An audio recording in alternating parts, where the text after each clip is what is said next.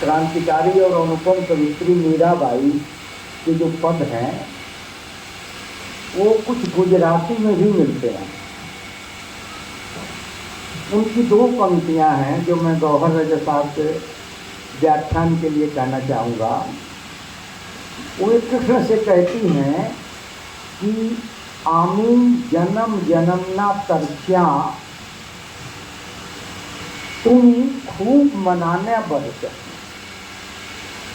कि हे कृष्ण, मैं जन्म जन्म की प्यासी थी, पानी के लिए तरस रही थी पर से। तो आज लोग संस्कृति, मिथक और विज्ञान पर जो हम लोग सुनना चाहते थे, मैंने कहा कामरेड गौहर रजा से कि आपके लिए समय का कोई प्रतिबंध नहीं है, हम लोग हर साल यहाँ बकवास करते हैं, तो हर आदमी जानता है कि कौन कितना बोलता है, और यहाँ जितने श्रोता हैं लगभग यही रहते हैं, तो उनको मालूम है कि हर वक्ता कितने पानी में है। तो इसलिए हम सब लोग गदगद हैं। मित्रों, लोक संस्कृति हमारे लिए बड़े नहीं है। जो हमारी प्रतिज्ञा है वो ये है कि हम लोक संस्कृति का संवर्धन करना चाहते हैं, और उस संवर्धन भी इस रूप में करना चाहते हैं कि वो एक दिन जन संस्कृति में बदल जाए। और जन संस्कृति का मतलब है कि उसमें वैज्ञानिक चेतना हो, उसका एक रैशनल वर्ड हो। तो मित्रों, क्योंकि जो संस्कृति होती है, कहा गौहर रजा साहब ने कि मिथक कृषि से बहुत पहले है, लेकिन संस्कृति कृषि के बाद की है। एग्रीकल्चर, हॉर्टिकल्चर और उसके बाद कल्चर। तो ये जो संस्कृति है ये शास्त्रों द्वारा संचालित होती है, और सूत्र में बोलूंगा इसलिए कह रहा हूं। और हर शास्त्र शासक वर्ग की सुचिंतित योजना के अनुसार लिखा जाता है। इसलिए जिसे हम अभिजन संस्कृति कहते हैं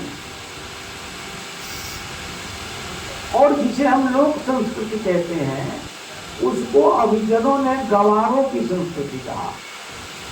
बाद में हमारे थोड़ी बहुत जो हमसे संवेदना रखते थे उन लोगों ने कहा कि ग्राम्य संस्कृति। लेकिन इस लोक संस्कृति पर बहुत सारी छायाएं हैं उस संस्कृति की। प्रिय है मुझे, किस लिए है लोक संस्कृति? लोक संस्कृति प्रतिभा या हम सारे लोग क्यों संरक्षण चाहते हैं? क्योंकि बहुत वंचित वर्गों की संस्कृति है। यानी जो संस्कृति है अभिजन की, उसने जिन लोगों को, जो बहुसंख्यक लोग थे, जो जिसे हम 85% 95% कहें, उनको उससे वंचित रखा था, उन्हें वो कल्चर नहीं मानती थी। उन लोगों ने जब अपनी संस्कृति विकसित की तो वो संस्कृति कई जगह सत्ता का प्रतिरोध रखती है। उस सत्ता के प्रतिरोध में कहीं धर्म की सत्ता है, कहीं पुरुष वर्चस्व की सत्ता है, कहीं राजा की सत्ता है। इस तरह उसके प्रतिरोध के लक्षण के कारण लोक संस्कृति हमें प्रचलित, और कई वर्षों तक हमने इस पर बहुत सारे लोकगीत और कई लोक कथाएं एक दूसरे को सुनाई हैं कि वो कैसे है। तो ये जान लीजिए कि हमारा अंतिम लक्ष्य लोक संस्कृति नहीं है, हम उसको परिवर्तित कर, संवर्धित कर जन चेतना का एकदम सहयात्री बनाना चाहते हैं। मिथकों की बात है मित्रों, राहुल सांकृत्यायन अखिल भारतीय ब्राह्मण समाज की 3 दिन की संगोष्ठी चल रही थी, बनारस में वहां पहुंच गए और उन्होंने कहा कि हमको भी बोलने का मौका दिया जाए। तो उन्होंने कहा आप तो नास्तिक आदमी हैं, कम्युनिस्ट हैं, विधर्मी हैं,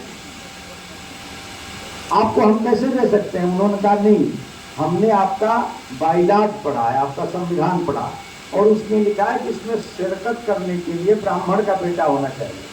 तो मैं केदारनाथ पांडे सांकृत्यायन गोत्र का व्यक्ति हूँ और मैं चाहता हूँ वह दे दो और निपटाओ जल्दी से इनको।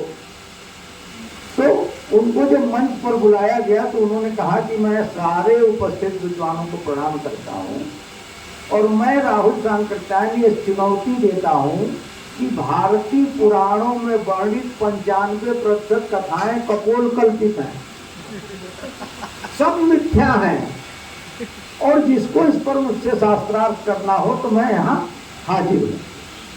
जब 5 मिनट तक कोई नहीं आया तो उन्होंने कहा कि एक बार आप सबको फिर प्रणाम करता हूँ, मेरा काम हो गया, मजा।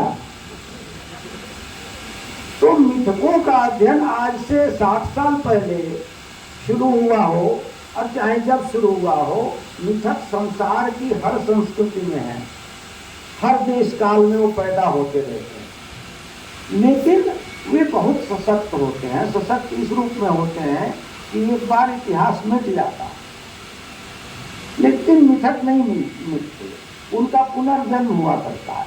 कारण क्या है कि मिथकों की दुनिया के पीछे सत्ता का एक बहुत वर्चस्वशाली वर्ग अपने वर्ग स्वार्थों के लिए उसे रिपेयर करता रहता है, पुनर्परिमार्जित करता रहता है।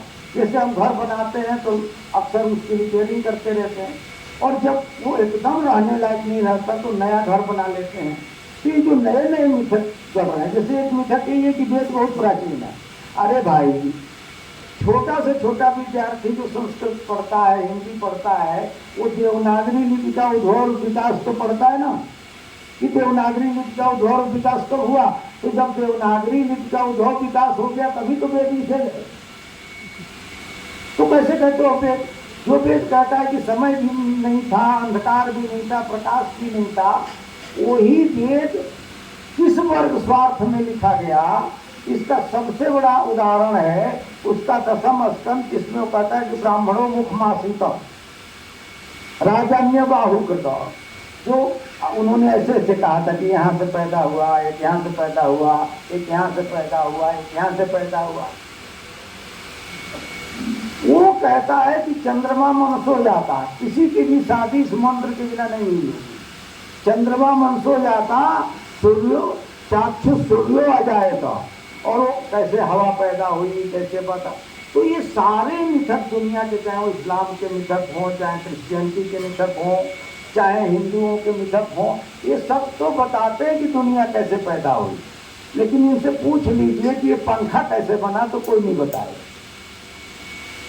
सिरदर्द की दवा कैसे बनी तो कोई मिथक नहीं बताएगा। लेकिन वो मिथक बता देगा कि सूर्य द्वारा तिलक कब होगा, कैसे होगा। शीशा लगा लिया और वहां से परिवर्तित करके वहां गिरा दिया। ये तो छोटे छोटे लड़के खेला करते हैं। हम लोग कागज जलाते थे, जैसे कामरेड सिगरेट जलाते हैं, तो उस शीशे को सूर्य का अभिषेक हो रहा है। तो ये भी वेद जिन दिनों, वेद किसी एक आदमी के लिखे नहीं है, न वो वेद व्यास के लिखे हैं, न कोई ब्रह्मा के लिखे हैं। उसी समय चारवाक परंपरा के ऋषियों ने कहा कि त्रयो वेदस्य कर्तारा धूर्त भंड निशाचरा। उस समय 4 वेद नहीं लिखे गए थे, तब तक 3। उन्होंने कहा कि ये तीनों वेद लिखने वाले यानी बहुत सारे जो लोग हैं वो धूर्त हैं, फाड़ हैं और निशाचर।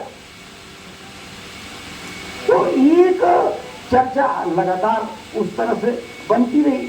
अब सबसे बड़ा मिथक जिसने संसार को मारा, और जब तक पाप धोने की सुविधा रहेगी तो हर बार हमें साल जो कुंभ लगेगा वो बार बार 144 साल बाद लगता है। कुछ लोगों ने धर्मयुग की उस प्रति का फोटो खींच के दिखाया कि जब 1977 में कुंभ लगा था तब भी लेख छपा था कि 144 वर्ष बाद हो रहा, और ये जो 24 में हो रहा है तब भी छप रहा है अखबारों में कि 144 वर्ष हो रहा है। तो ये 144 वर्ष मिटता ही नहीं।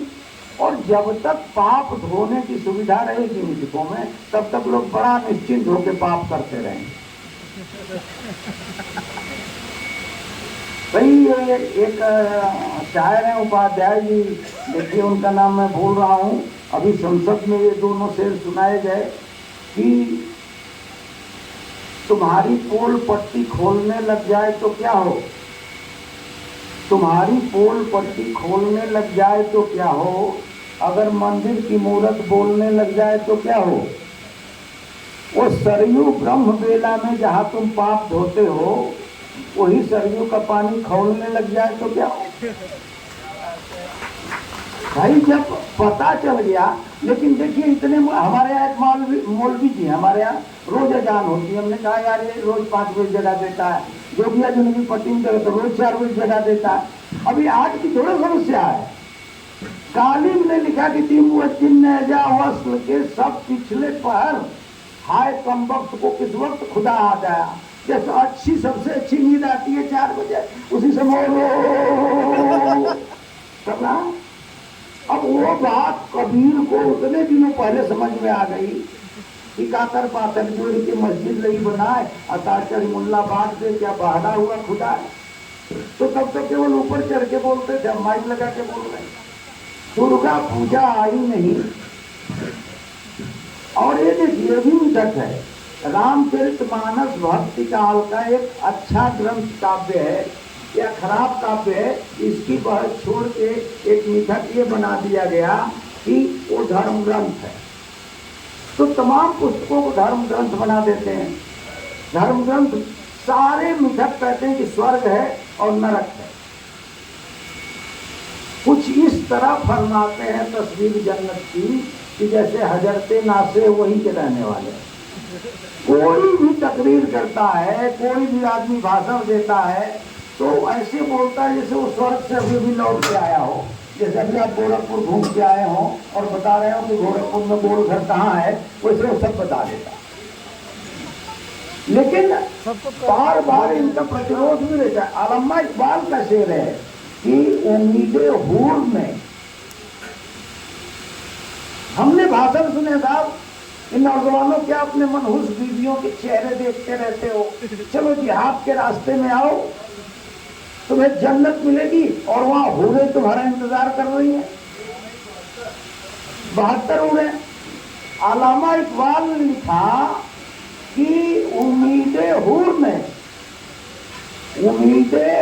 में जहां लाखों बरस की हूरें हों, ऐसी जन्नत का क्या करे कोई। अल्लामा ने लिखा कि उम्मीदे हूर ने सब कुछ सिखा रखा है वाइफ को। उम्मीदे हूर ने सब कुछ सिखा रखा है वाइफ को। ये हजरत देखने में सीधे साधे भोले भाले, तो ये जो सीधे साधे भोले भाले लोग हैं, असली में जो सीधे साधे भोले भाले लोग हैं, उनको इतना छलने का काम किया, इतना डराने का काम किया। और भविष्य पुराण लिखा गया। भविष्य पुराण में सारे नरक के कर्मचारियों ने विद्रोह कर दिया। भगवान के सामने जाके कहा कि कोई आदमी सतयुग चल रहा है, कोई आदमी नरक में आता ही नहीं, तो ये नरक क्यों चला रहे हो, बंद करो इसको। अरे जब कोई आदमी नहीं आएगा तो हमारा काम क्या है। तो उन्होंने कहा नहीं, अभी रहने दो, कलयुग आएगा, उसमें एक बुद्ध नाम का आदमी पैदा होगा और उस बुद्ध नाम के आदमी के जितने अनुयायी होंगे सब एक ही साथ नरक में आएंगे। ये नरक की जरूरत है, इसको बनाए रखें। अब जिन लोगों ने सिद्ध करके दिखा दिया कि वाल्मीकि का रामायण बुद्ध के बाद लिखा हुआ है, उसके श्लोक कोट कर दिए, अयोध्या कांड का 19वां श्लोक, यथा चोरा तथा बुद्ध, और किसी नास्तिक को ऐसे देश निकाला देना चाहिए जैसे तथागत को ये श्लोक निकलाया गोरखपुर के रामायण में 19वां श्लोक अयोध्या कांड का। तो मित्रों, ये जो मिथक हैं, जिस दिन हम अपने मतलब दिमाग की बत्ती जलाएंगे, यानी जिस दिन हम विज्ञान की तरफ आएंगे, ये सोचना मुश्किल है, इसकी कल्पना करना मुश्किल है कि अगर विज्ञान और तकनीक न होते, साइंस एंड टेक्नोलॉजी न होती, तो जिन अभूतपूर्व सुविधाओं का उपभोग हम कर रहे हैं उनको हम कर पाते। लेकिन उसके साथ ही यह भी बहुत आवश्यक है कि साहित्य और संस्कृति का भी अध्ययन उतना ही आवश्यक है, जिससे हम जान सकें कि हमको क्या करना चाहिए और क्या नहीं करना चाहिए। भाई गीता जो 4वीं शताब्दी में लिखी गई, उस गीता के लिए इसके प्रमाण है। भाई आप पूना में जो संस्कृत का सबसे बड़ा शोध संस्थान है, ओरिएंटलिज्म का, उसका शोध है कि दूसरी से चौथी शताब्दी के बीच गीता लिखी गई। डॉक्टर भीमराव अंबेडकर ने लिखा कि वो महाभारत का अंग नहीं है। महाभारत में भी बहुत प्रगतिशील उक्तियां हैं, न श्रेष्ठतरम मानुषात् किंचित, मनुष्य से श्रेष्ठ कुछ भी नहीं है। लेकिन क्योंकि बहुत सारे लोगों ने पहले मात्र 800 श्लोक का जय काव्य था, जय काव्य से वो जो है धीरे धीरे बढ़ता बढ़ता 125 श्लोक का महाभारत हो गया। कितने लोगों ने उसको लिखा। तो ये सारे जो मिथक हैं, उन मिथकों में जो नरक का मिथक है, वो गीता कहती है कि जो आत्मा निकलती है, जो कामरेड ने कहा कि नहीं सेल्स पर जाओ फिर दिमाग डेड होगा और फिर क्या क्या, तो वो कहती है कि जब आत्मा जो है उसका कुछ हो ही नहीं सकता। नैनम छिदन्ति शास्त्राणि नैनम दहति पावका नैनम क्लेदयन्तापो नैनम शोषयति मारुता। ये जो आत्मा है, न इसको आग जला सकती है, न इसको जल बहा सकता है, न इसको हवा सुखा सकती है। तो जब आत्मा का कुछ हो ही नहीं सकता और सशरीर हम ऊपर नरक में जाते ही नहीं है, सिर्फ आत्मा जाती है, तो किसको तुम कड़ाहे में उबालोगे, किसको कोल्हू में पेरोगे? तो ये नरक का झूठा डर क्यों दिखाते हो भाई? जब तुम्हारा ज्ञान की बृहत रही हिंदुओं की है ना, वो उसकी एक अंग गीता कहती है कि जब आत्मा का कुछ बिगाड़ा ही नहीं जा सकता, और वंशास जगरानी तथा विहाया नवान ग्रहणाती नरोपराणी, जैसे मनुष्य वस्त्र पुराने बदल करके नए वस्त्र धारण कर लेता है, वैसे आत्मा जो है ये शरीर छोड़ के नया धारण कर लेती है। तो ऐसे में तुम फिर नरक क्यों बनाए हो? ये पाप करोगे तो ये होगा, ये पाप करोगे तो ये होगा, ये पाप करोगे तो ये होगा। इसलिए मित्रों, ये जितने मिथक है ना, मैं तो मिथकों का खूब प्रयोग करता हूँ अपनी कविताओं में, और उनका ने अभी मैंने कहा भी हिंदवी वाले इंटरव्यू में कि भाई आप ही का कॉपीराइट थोड़े हैं मिथकों पर। अगर आप अपने स्वार्थ के लिए मिथकों का प्रयोग करते हो, तो हम जनता को शिक्षित करने के लिए स्वार्थों का प्रयोग करेंगे, मिथकों का करेंगे, और हम उनकी नई व्याख्या करेंगे। अगर हम ये कहते हैं कि मैं अपनी इसी बात खत्म कर दूंगा कि भगीरथ ने गंगा को स्वर्ग से लाने के लिए तपस्या किया इतने दिन तक ब्रह्मा की, और ब्रह्मा ने कहा कि कमंडल से छोड़ूंगा तो पूरी पृथ्वी बह के चली जाएगी कहीं। तो फिर कुछ दिन शंकर जी की तपस्या की, और शंकर जी ने फिर जटा में लिया, और फिर एक छोटा सा लट निकाला तो धरती पर गंगा बह गई। तो 60,000 पूर्वज तर गए। ये हिंदी के मास्टर साहब पढ़ाते हैं 7वीं तक। अब भूगोल के मास्टर साहब पढ़ाते हैं कि हिमालय गंगोत्री से निकलती है, देश के मैदानी भागों में बहती हुई बंगाल के खाड़ी में जाके गिर जाती है। लड़का दोनों को सही मानता है। अब वो लड़का जीवन भर कंफ्यूज रहता है। सच घटे या बढ़े तो सच में रहे, और झूठ की कोई इंतहा ही नहीं। तो ये मिथक इतने बड़े झूठ हैं कि इनकी कोई इंतहा ही नहीं है। बाल बुद्धि लोगों ने कल्पना की, आंख से सूरज पैदा हो गया, बहुत बुरा लग सकता है। मैंने कहा बाल बुद्धि में कही तो सब नए एकदम शुरुआती सभ्यता के लोग सोच रहे थे कि कैसे कैसे हो सकता है। बहुत अच्छा बताया डॉक्टर साहब ने। तो मित्रों, अगर हम कह दें कि भाई भगीरथ ने इतनी बड़ी तपस्या की, तो इतनी बड़ी गंगा जो पृथ्वी को एकदम बहा देती, वो इतने बड़े कमंडल में कैसे थी? और उस कमंडल से जब छोड़ी गई तो जटा में आई पा रही हैं। तो मान लो ये हो सकता है कि पहले लोग नदियों से, अब कल मैं 2 घंटे बैठा रहा हूँ हिरण्यवती के किनारे, हमारे शिष्य तिवारी, हमने कहा ले चलो मैं वहाँ चलूँगा। वहीं से बुद्ध ने पानी पिया था, आनंद लेने गए थे आखिरी दिन, तो वो पानी लेके नहीं आए। तो बुद्ध ने कहा क्यों नहीं लाए? कहे पानी बहुत गंदा है। तो हमने कहा बुद्ध के समय से पानी गंदा है। आज भी वही हाल है, कहा कि पिया ही नहीं। तो पिया नहीं तो कहा नहीं भाई वही पानी ले आओ, उसी पानी को मैं पीऊँगा। तो हम लोग नदियों के किनारे सभ्यताएं बसी। तो हमने कहा मान लो भगीरथ उसी को मान लिया जाए जिसने पहली बार कुआं खोदा होगा कि नहीं मैं यही पानी निकालूंगा। तो जिसने वही पानी पहली बार निकाला, कि पहली बार तो किसी ने कुआं खोदा होगा ना, तो उसी को भगीरथ मान लेने में क्या बुरा है? तो हम लोगों को मिथकों से छूट नहीं सकता। हमारे यहाँ सुखदेव सिंह थे तो कह दिए कि भाई राजा दशरथ का महल इतनी दूर था, प्रोफेसर थे, अब बड़े प्रोफेसर थे हिंदी के, काशी हिंदू विश्वविद्यालय में। तो उन्होंने कहा कि जचगी के लिए कौशल्या उतनी दूर क्यों गई, और वो भी मस्जिद में, तो उतनी दूर गई।